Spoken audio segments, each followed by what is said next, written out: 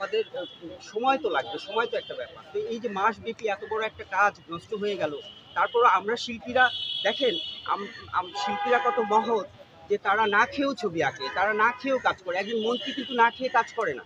কিন্তু আমাদের তো কোনো স্বার্থ নেই। আমরা সময়টাকে কন্টেম্পোরারি বিষয়গুলোকে বুঝাই, ভালো মন্দকে তুলে ধরি আমাদের শিল্পের মধ্য দিয়ে।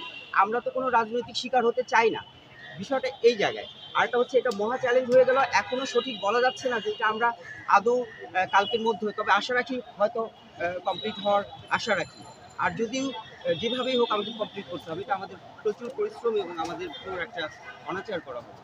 কতজন শিল্পী কাজ করছে এটা কাজ কমপ্লিট? এখানে তো সবাই মিলেই কাজ করছি, মানে এখানে আপনারাও কাজ করছেন ওই অর্থে ভাবলে, তাই না? একটা শিল্প তো এখানে একটা টিম ওয়ার্ক, সবাই অনেকে মিলে আমরা কাজ করছি। আমি হয়তো ছবি আঁকছি, আরেকজন হয়তো মুখোশ বানাচ্ছে, আরেকজন হয়তো এই কাজটা করছে, আমি ময়লাও পরিষ্কার করছি। কথার কথা, কাজ আমরা সবাই মিলেই করছি। আপনারাও সম্পৃক্ত হন এবং আসুন আমরা আমাদের সত্য সুন্দর অনুসন্ধানী হিসাবে আমাদের যদি হলুদ সাংবাদিকতা না থাকে, বা আমাদের যে দলবাজি শিল্পীদেরও নৈতিক অনেক অবক্ষয় হয়েছে। আমরা দেখেন শিশির ভট্টাচার্য আওয়ামী লীগ ক্ষমতায় থাকা অবস্থায় কোনো কার্টুন করতে পারেননি। কেন পারেননি? তার হাত বাঁধা ছিল, বা তিনি একটা হুমকির মধ্যে ছিলেন। তারেক রহমান তাকে বললেন যে আপনি আঁকুন, আমাদেরকে নিয়ে আঁকুন। কিন্তু বিষয়টাকে এটা বলতে হবে কেন? শিল্পী স্বাধীন, আমার সত্তা কখনো বিক্রি হবে না। আমি যেমন কোনো দলবাজি করি না।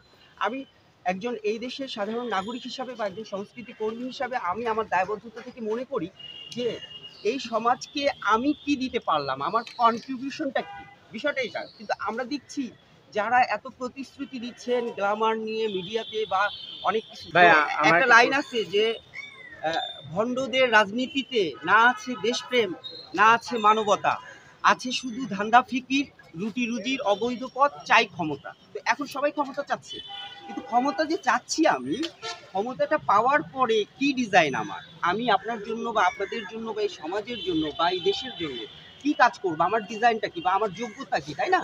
বা আমি আদৌ কি আপনাদেরকে কিছু দিতে পারবো কিনা, এই প্রশ্নগুলো। তো যে দেশের জনগণ যেমন, তার রাজনীতি সংস্কৃতি তেমন।